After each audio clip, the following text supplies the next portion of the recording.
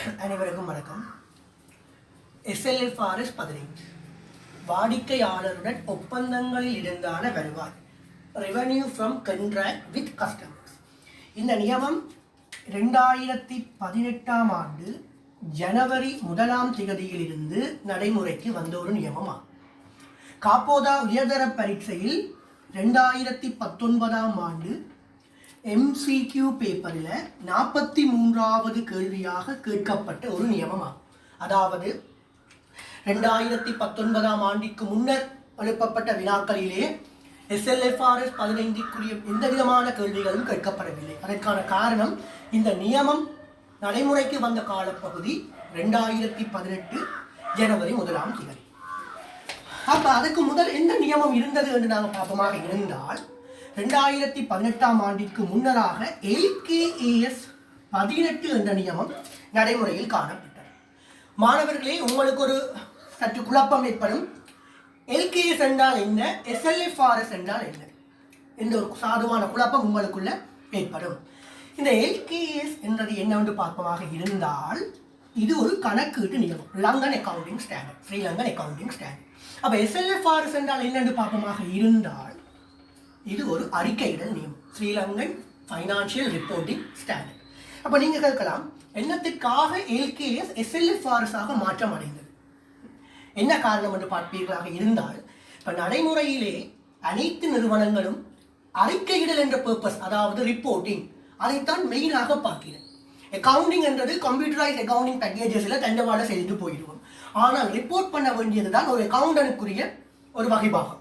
ஆகவே தான் அக்கவுண்டிங் ஸ்டாண்டர்ட்ஸில் இருந்து நாங்கள் இதை நோக்கி மூவ் பண்ணுறோம், ரிப்போர்ட்டிங் ஸ்டாண்டர்ட்ஸை நோக்கி மூவ் பண்ணுறோம். ரைட். முதலாவது, நாங்கள் SLFRSக்குள்ளே போகிறதுக்கு முதல் LKS 18 விளக்கம் எங்களுக்கு சொட்டு தேவை. ஏனென்றால் LKS 18 தான் நீங்கள் SLFRS 15 காப்போதா உயர்தர வகுப்பு மாணவர்களுக்கு மாற்றம் அடைந்தது. இதை விட வேறு நியமங்களும் SLFRS 15க்குள்ள வந்து, உதாரணமாக கன்ஸ்ட்ரக்ஷன் கண்ட்ராக்ட் LKS 11, அதெல்லாம் உங்களோட சிலபஸில் இல்லாதபடியால் நாங்கள் வெறுமனே LKS 18 மட்டும் நோக்கி போட்டு SLFRS 15க்குள்ளே மூவ் பண்ணுவோம். ரைட். LKS 18 வருமானம் என்ற நியமம், அதாவது LKS 18 வருமானம். இந்த வருமானம் என்ற நியமத்தின் பிரகாரம் வருமானம் ஒரு நிறுவனத்திற்கு 3 சந்தர்ப்பங்களில் ஈட்டப்படும். அது என்ன அந்த 3 சந்தர்ப்பம் என்று பார்ப்பமாக இருந்தால், முதலாவது சந்தர்ப்பம் பொருட்களின் விற்பனை மூலம், பொருட்களின் விற்பனை மூலம். இரண்டாவது சந்தர்ப்பம் சேவை வழங்குதல் மூலம், சேவை வழங்குதல் மூலம். மூன்றாவது சந்தர்ப்பம் நிறுவன சொத்துக்களை, நிறுவன சொத்துக்களை மூன்றாம் தரப்பினர் பயன்படுத்துவதன் மூலம்.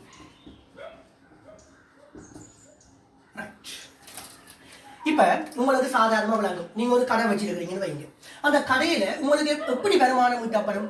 நீங்க பொருட்களை விற்பனை செய்வதன் மூலம் வருமானம் ஈட்டப்படும். ஆகவே முதலாவது சந்தர்ப்பமாக LKS 18 கூடுது, பொருட்களின் விற்பனை மூலம் வருமானம் ஈட்டப்படும். இரண்டாவது சந்தர்ப்பம் சேவை வழங்குதல் மூலம். இப்ப நீங்க படித்த ஒரு அக்கவுண்டனா வாரீங்க, அக்கவுண்டனா வந்த பிறகு நீங்க ஆடிட் பண்ண போறீங்க. நீங்க அங்கே எந்த விதமான பொருட்களையுமே விற்பனை செய்து உங்களுக்கு வருமானம் ஈட்டப்படுவதில்லை. நீங்கள் ஆடிட்டிங் என்ற ஒரு சேவையை வழங்குறீங்க, உங்களுக்கு வருமானம் ஈட்டப்படுது. ஸோ சேவை வழங்குதல் மூலம் வருமானம் ஈட்டப்படுது. இந்த மூன்றாவது, நிறுவன சொத்துக்களை மூன்றாம் தரப்பினர் பயன்படுத்துதல். இது என்ன நிறுவன சொத்துக்களை மூன்றாம் தரப்பினர் பயன்படுத்துதல்? இங்க இதை 3 பேர் வரப்போகுது.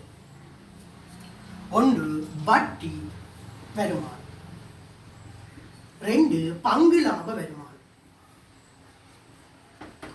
3வது இறையுரிமை வருமானம். உதாரணமாக, நிறுவனம் தன்னிடம் இருக்க ஒரு பகுதி காசினை கொண்டு போய் ஒரு வங்கி, உதாரணமாக A என்ற வங்கியில கொண்டு போய் நிலையான வைப்பில் வைப்பு செய்கிறாங்க வைங்க. அந்த A என்ற வங்கி என்ன செய்யும்? எங்களுடைய நிறுவனத்தினுடைய காசினை பயன்படுத்தி அவர் லோன் வழங்குவார், அவர் வட்டியை ஈட்டிக் கொள்ளுவார். அதற்கு பிரயாயித்தமாக எங்களுக்கு என்ன செய்வார்? அவர் வட்டியை தரும். எங்களோட காசை பயன்படுத்தி தான் அவர் வட்டியை ஈட்டிக் கொள்வார். அதான் நிறுவன சொத்துக்களை மூன்றாம் தரப்பினர், எங்களுடைய நிறுவனத்தினுடைய நிலையான வைப்பினை அவர் பயன்படுத்துவதற்கு எங்களுக்கு வட்டி வருமானம் ஈட்டப்படும். பங்கு லாபம். நீங்கள் ஒரு நிறுவனம் இன்னொரு நிறுவனத்தின் பங்குகளில் முதலீடு செய்ய என்ன செய்யும்? காசை கொடுத்து பங்குகளை வாங்கிக் கொள்ளும். அந்த நிறுவனம் என்ன செய்யும்? எங்களுடைய காசினை பயன்படுத்தி தன்னுடைய செயற்பாடுகளை மேற்கொண்டு லாபத்தை உழைக்க நாங்கள் அவருடைய காசினை பயன்படுத்தி அவர் வருமானத்தை ஈட்டிக் கொள்ளுவார். அந்த வருமானத்திற்கு பிரகாரித்தமாக எங்களுக்கு என்ன கிடைக்கும்? பங்கு லாபம் ஈட்டப்படும். மூன்றாவது இறையுரிமை. இதுதான் கனபேருக்கு குழப்பம். இதை நாங்கள் ரொயாலிட்டி என்று சொல்லுவோம். இப்போ உதாரணத்துக்கு பார்ப்பீர்களாக இருந்தால், இப்போ நோக்கியா என்ற நிறுவனம், உங்களுக்கு எனக்கு தெரியும், நோக்கியா என்ற ஒரு மொபைல் நிறுவனம். இந்த மொபைல் நிறுவனம் என்ன செய்ததுன்னு சொன்னால், தன்னுடைய நேம், பிராண்ட் நேம், அதாவது என்ன, வியாபார குறி, வியாபார பேர், அதை ஒரு சைனா நிறுவனத்துக்கு கொடுக்குறது வைங்க. அந்த சைனா நிறுவனம் நோக்கியான்ற பேரில் ஃபோன்ஸை மேனுஃபேக்சரிங் செய்து, உற்பத்தி செய்து அதை சந்தைப்படுத்துவார்கள். அதில் ஒரு உதாரணத்துக்கு 2018ஆம் ஆண்டு 5000 மொபைல்ஸ் இந்த நோக்கியான்ற பேரில் இவர் விற்பனை செய்திருப்பாராக இருந்தால், நோக்கியா கம்பெனிக்கு 2018ஆம் ஆண்டு இறுதியில் சொல்லுவார், உங்களுடைய பெயரை பயன்படுத்தி நான் 5000 மொபைலை உற்பத்தி செய்து விற்பனை செய்து அதற்கு இவ்வளவு காசை வைத்துக் கொள்ளுங்கள். இங்கே இந்த வியாபார குறி என்பது என்னவாக காணப்பட போகுது? நிறுவனத்தின் சொத்து, அறிவு சொத்து. ஆகவே நிறுவன சொத்துக்களை மூன்றாம் தரப்பினர் பயன்படுத்துவதன் மூலம் ஈட்டப்படுகின்ற வருமானம் உங்களுக்கு கிளியராக தெரிந்திருக்கும். ஆனால் இந்த 3 கன்செப்டும் 2018ஆம் ஆண்டிற்கு முன்னர் காணப்பட்ட LKS 18 வருமானம் என்ற நியமத்தினுடைய கன்செப்ட். ஆனால் நாங்கள் இப்பொழுது பார்க்க வேண்டியது SLFRS 15. அதாவது இது எவ்வாறு மாற்றம் அடைந்தது. இதுதான் பிள்ளைகளே முக்கியத்துவம் வாய்ந்தது. ஏனென்றால் 2019ஆம் ஆண்டு பரீட்சையில் இருந்து இவ்வினா உங்களிடம் கேட்கப்பட்டு கொண்டு வருகின்றது. இதுல பார்த்தமாக இருந்தால் இதுல மிகவும் முக்கியத்துவம் வாய்ந்த விஷயம் 5 ஸ்டெப் மாடல்ஸ். இதுதான் இந்த SLFRS 15 மைய கூற்று. ஞாபகம் வைத்துக் கொள்ளுங்கள், 5 மாதிரி முறைகள். உங்களுடைய A-level பரீட்சையை பொறுத்த வரைக்கும் அவர்கள் இந்த 5 மாதிரி முறைகளைத்தான் பிரதானமாக நோக்கி இருக்கிறார்கள். ஏனென்றால் 2019ஆம் ஆண்டு பரீட்சையிலும் இந்த 5 மாதிரி முறைகளில் இருந்துதான் வினா எழுப்பப்பட்டது. இந்த SLFRS 15 மையமாக எதை கருதுவோமாக இருந்தால் இந்த 5 மாதிரி முறைகள், 5 ஸ்டெப் மாடல்ஸ். இப்போ நாங்கள் அந்த மாடல்ஸை பார்ப்போம். ஸ்டெப் 1 முறை 1 அல்லது மாதிரி 1 என்று சொல்லுவோம். இந்த முறை 1 என்ன சொல்லுதுன்னு சொன்னால், வாடிக்கையாளருடன் ஒப்பந்தத்தினை இனம் காணுதல். The identify contract with customers. அதுதான் ஸ்டெப் 1 சொல்லுது. முறை 1 சொல்லுது வாடிக்கையாளருடன் ஒப்பந்தத்தினை இனம் காணுதல். பாருங்க, பேர்ல இருக்கு வாடிக்கையாளருடன் ஒப்பந்தங்கள் இருந்தான வருவாய். ஆகவே முதலாவது முறை நீங்கள் என்ன செய்வீங்க? ஞாபகம் வைத்துக் கொள்வீர்கள், வாடிக்கையாளருடன் ஒப்பந்தத்தினை இனம் காணுதல். இரண்டாவது ஸ்டெப், ஸ்டெப் 2 முறை 2. இது என்ன சொல்லுதுன்னு சொன்னால், இப்ப நான் ஒப்பந்தத்தினை இனம் கண்டுட்டேன். அந்த ஒப்பந்தத்தில் சில செயற்பாட்டு கடப்பாடுகள் நிறுவனத்திற்கு காணப்படும். ஆகவே செயற்பாட்டு கடப்பாட்டினை இனம் காணுதல் என்னன்னா உங்களுக்கு விளங்கப்படுத்தும். முதல்ல நாங்கள் 5 ஸ்டெப்பையும் பார்த்துட்டு ஒரு உதாரண கணக்கில் அந்த 5 ஸ்டெப்பையும் விளங்கப்படுத்துது. இப்போ நாங்கள் என்ன சொல்லுவோம்? பெர்ஃபார்மன்ஸ் ஒப்ளிகேஷன், POன்னு சொல்லுவோம். ஐடென்டிஃபை த பெர்ஃபார்மன்ஸ் ஒப்ளிகேஷன், செயற்பாட்டு கடப்பாட்டினை இனம் காணுதல். மூன்றாவது ஸ்டெப் 3 முறை 3. ரைட், இந்த முறை 3 போன 2019ஆம் ஆண்டு காப்போதா உயர்தர பரீட்சையிலே 43வது கேள்வியிலே கேட்கப்பட்ட ஒரு விடயம். முறை 3 கொடுக்கல் வாங்கல்களின் விலையினை தீர்மானித்தல்.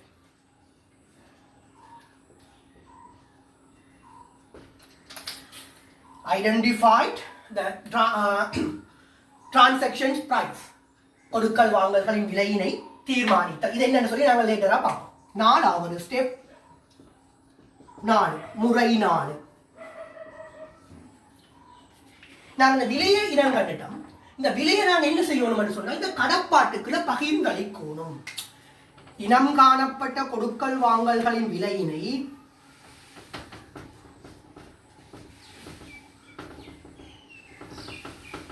இனம் காணப்பட்ட கொடுக்கல் வாங்கல்களின் விலையினை செயற்பாட்டு கடப்பாடுகளுக்கு பகிர்ந்தளித்து. ஃபைனலி எங்களுக்கு 5 ஸ்டெப் மாடல் இல்லையா? 5வது ஸ்டெப் நாங்கள் பார்க்க போறோம். Step number 5. 5 ஸ்டெப் 5 பெறுபேற்று கடப்பாடு திருப்திகரமாக காணப்படின் வருமானமாக இனம் காணும். பெறுபேற்று கடப்பாடு திருப்திகரமாக காணப்படின் வருமானமாக இனம் காட்டப்படும். பிள்ளைகளே, 5 மாதிரிகளை நாங்கள் நோக்கி இருக்கிறோம். முறை 1 வாடிக்கையாளருடன் ஒப்பந்தத்தினை இனம் காணுதல். முறை 2 பெறுபேற்று கடப்பாட்டினை இனம் காணுதல். முறை 3 கொடுக்கல் வாங்கல்களுக்கான விலையினை தீர்மானித்தல். முறை 4 இனம் காணப்பட்ட கொடுக்கல் வாங்கல்களின் விலையினை செயற்பாடு அல்லது பெறுபேற்று கடப்பாடுகளுக்கு பகிர்ந்தளித்தல். ஃபைனலி கடைசியாக முறை 5 பெறுபேற்று கடப்பாடு திருப்திகரமாக காணப்படும் வருமானமாக இனம் காட்டுகிறார். இதுதான் மையமான 5 மாதிரி முறைகள். இது ஒரு உதாரணத்தில் இருந்து நாங்கள் பார்ப்போம். 5 மாதிரி முறைகளை ஒரு உதாரணத்தில் நான் உங்களுக்கு நாங்கள் படுத்துறேன்.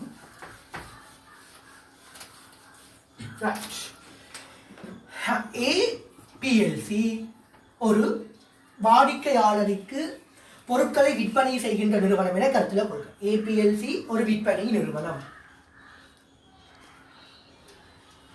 இந்த APLC 1/1/2018 ஆரவ் என்ற வாடிக்கையாளருடன் ஞாபகத்தில் வைத்துக் கொள்ளுங்கள் பிள்ளைகள். 1/1/2018 APLC ஆரவ் என்ற வாடிக்கையாளருடன் ஒரு ஒப்பந்தத்தினை கைச்சாத்திடுகின்றது.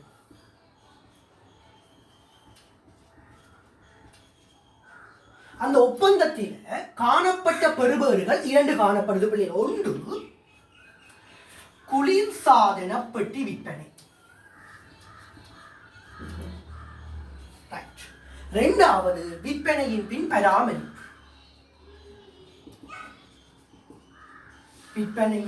பராமரிப்பு. இந்த குளிர்சாதன பெட்டியினுடைய தனி விற்பனை விலை 1 லட்சம் ரூபாய்.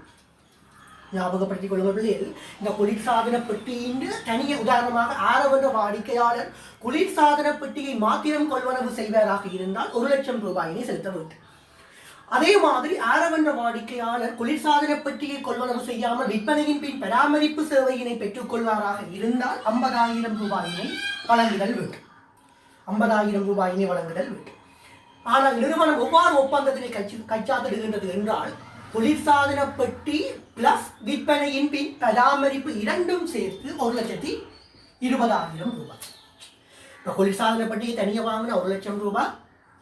குளிர்சாதன பெட்டியை வாங்காதவர்களுக்கு விற்பனையின் பின் பராமரிப்பு சேவையினை பெற்றுக்கொண்டால் 50,000 ரூபாய். ஆனால் நிறுவனம் APLCயுடன் எவ்வாறு ஒப்பந்தத்தினை கைச்சாத்திடுகின்றது சொன்னால் குளிர்சாதன பெட்டி பிளஸ் விற்பனையின் பின் பராமரிப்பு 2ம் சேர்த்து 1,20,000 ரூபாய். இங்கே உங்களுக்கு கேட்கப்படுகின்ற ரிக்வயர்மெண்ட் வேண்டப்படுவது என்னவென்றால் 5 மாதிரி முறையில் 31/12/2018 வருமான யார்? கேள்வி உங்களுக்கு வழங்கியிருக்கும். APLC என்ற விற்பனை நிறுவனம் 1/1/2018 ஆரவ் என்ற வாடிக்கையாளருடன் ஒரு ஒப்பந்தத்தில் கைச்சாத்திடுகின்றது. அந்த ஒப்பந்தத்தின் பெறுமதி 1,20,000. எவ்வாறு அந்த 1,20,000 ஒப்பந்தத்தில் காணப்படுகின்றது என்றால் குளிர்சாதன பெட்டி விற்பனை பிளஸ் விற்பனையின் பின் பராமரிப்பு சேவை. ஆனால் 2ம் தனித்தனியாக விற்பனை செய்தால் குளிர்சாதன பெட்டி 1 லட்சம், விற்பனையின் பராமரிப்பு 50,000 ரூபாய். வேண்டப்படுவது 5 மாதிரி முறையில் 31/12/2018 வருமானம் யார்? இப்ப நான் அளிக்கிறேன், நீங்க நோட் பண்ணிருப்பீங்க நம்புறேன். இப்ப நாங்கள் முதலாவது 5 மாதிரி முறையில முதலாவது முறைக்கு வருவோம். உங்களுக்கு தெரியும் முறை 1 வாடிக்கையாளருடன் ஒப்பந்தத்தினை இனம் காணுதல். அப்ப இந்த கணக்கில் எங்களுக்கு தெரியும் வாடிக்கையாளர் யார்? விற்பனை நிறுவனம் APLC. இருவரும் 1/1/2018 ஒப்பந்தத்தில் கைச்சாத்திட்டு இருக்கிறது. ஆகவே முறை 1 சாட்டிஸ்ஃபை பண்ணுது, திருப்திகரமாக காணப்படுது. ஸோ முறை 1 வாடிக்கையாளர் ஆரவ், விற்பனை நிறுவனம் APLC. அப்ப முறை 1 சாட்டிஸ்ஃபை. இனி முறை 2க்கு வரும்.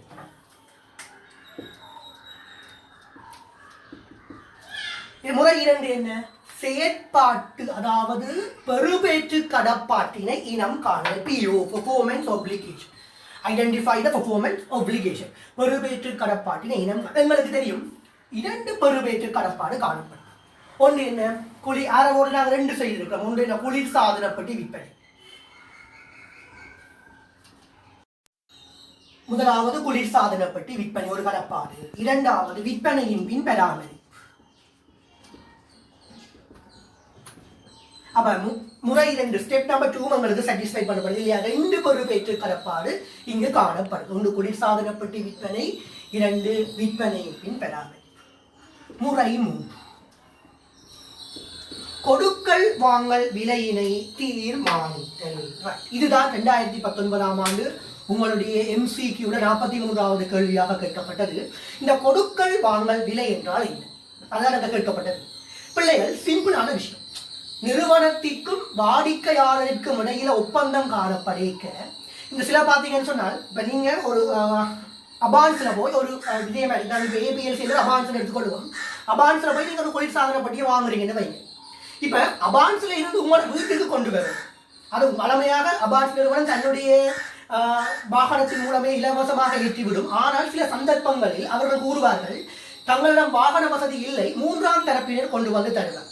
அப்போ அவர்களுக்கான விலை வந்து நீங்கள் தான் காசை கொடுக்க வேண்டும் என்று சொல்லி, அதாவது அவர்களுடைய அந்த கரேஜ் வேர்ட்ஸ், அதாவது உட்சுமை கூலி காசினை நீங்கள் செலுத்துகின்றீர்களா? அப்படியான காசை நீங்கள் உதாரணமாக குளிர்சாதன பற்றி 1 லட்சம், விற்பனையின் பின் பராமரிப்பு 50,000 தனி. இப்போ நாங்கள் 2ஐயும் சேர்த்து வாங்கிக்க என்ன ப்ரைஸ் கொடுக்க போகிறோம்? 1,20,000. இப்போ 2ஐயும் நாங்கள் வாங்கிக்க ப்ளஸ் ஒரு 1000 ரூபாய் நீங்கள் தரகு கட்டணம் அல்லது உட்சுமை கூலி கட்டணம் கொடுக்க, அந்த 1000 ரூபாய் யாருக்கான வருமானம்? APLCக்கான வருமானம் அல்ல, அபான்ஸுக்கான வருமானம் அல்ல, அது 3ஆம் தரப்பினருக்கான வருமானம். ஆகவே கொடுக்கல் வாங்கல் விலை என்ன கூறப்படுகிறது என்று சொன்னால், 3ஆம் தரப்பினருக்கான வருமானங்கள் தவிர்த்து நிறுவனம் பெற்றுக்கொள்கின்ற வருமானம் கொடுக்கல் வாங்கல் விலை, அல்லது நிறுவனம் ஏற்றுக்கொள்கின்ற விலை, 3ஆம் தரப்பினருக்கான விலையினை தவிர்த்து நிறுவனம் ஏற்றுக்கொள்கின்ற விலை கொடுக்கல் வாங்கல் விலை. ஆகவே உங்களுக்கு விளங்கி இருக்கும், இந்த 3ஆம் தரப்பினர்களுக்கான விலையினை தவிர்த்து நிறுவனம் தன்வசம் ஏற்றுக்கொள்கின்ற விலைகளுக்கு பேர் என்ன? கொடுக்கல் வாங்கல் விலை. அது சிம்பிளான ஒரு விஷயம் இல்லையா? ஆகவே இங்க 3ஆவது பார்த்தா கொடுக்கல் வாங்கல் விலை எவ்வளவாக காணப்பட போகுது? அக்ரிமெண்ட்ல இருக்க போற பிரைஸ். இந்த அக்ரிமெண்ட் வந்து தனித்தனியாக விற்பதற்கு போடையில ஒப்பந்தம். ஒப்பந்தம் என்னதுக்காக போடப்பட்டு? 2ம் சேர்த்து விற்க போகிறோம். ஆகவே எவ்வளவு வரப்போகுது?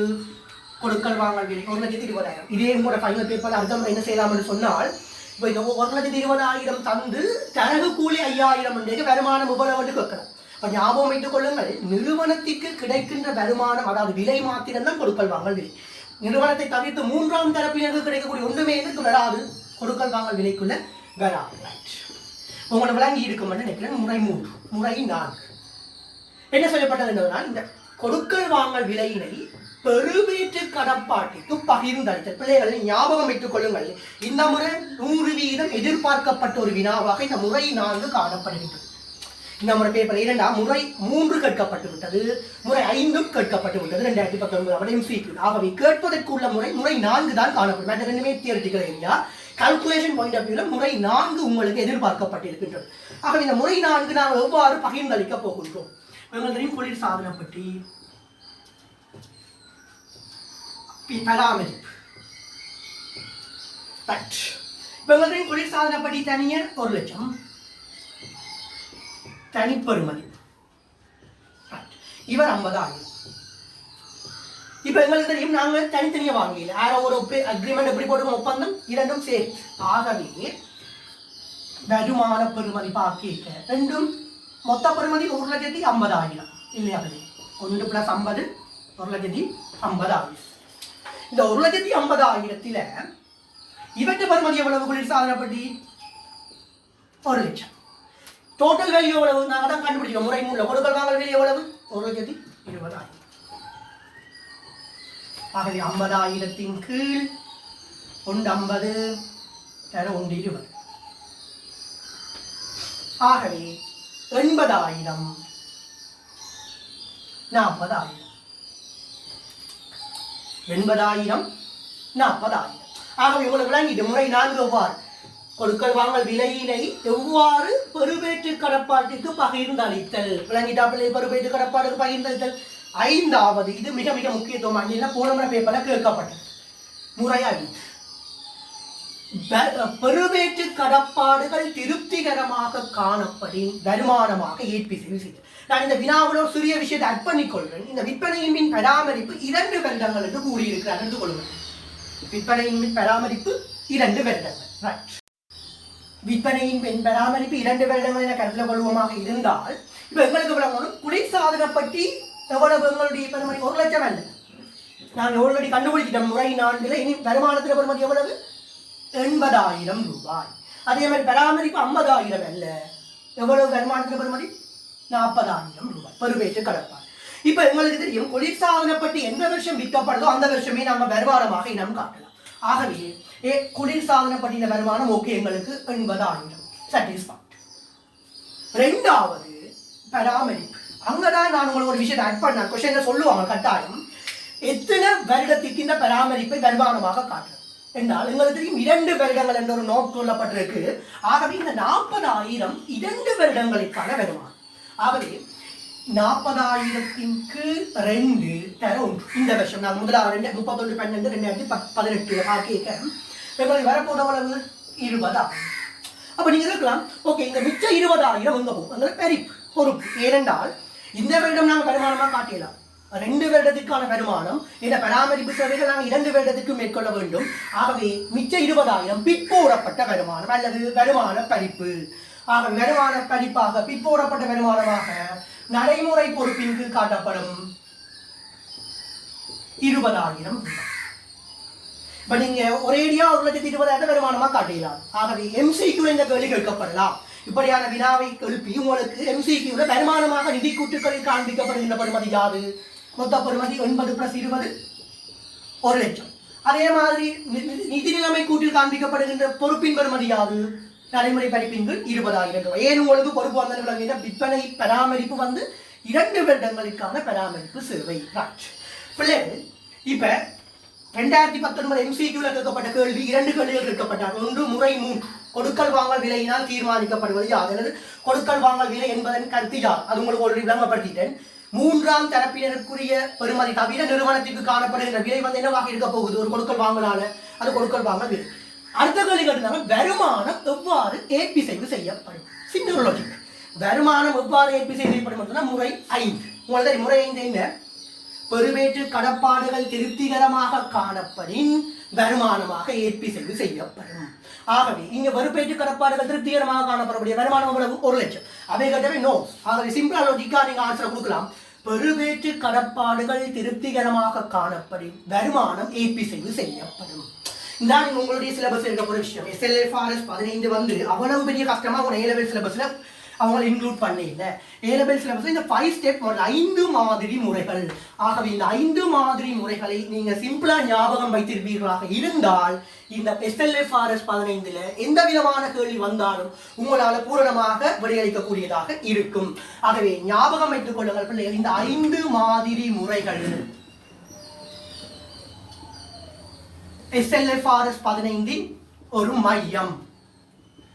ஆகவே உங்களுக்கு இந்த வினாவின் மூலம் இந்த 5 மாதிரி முறைகளும் இலகுவாக விளங்கி இருக்கும் என்று நான் நம்பிக்கொள்கிறேன். நன்றி, வணக்கம்.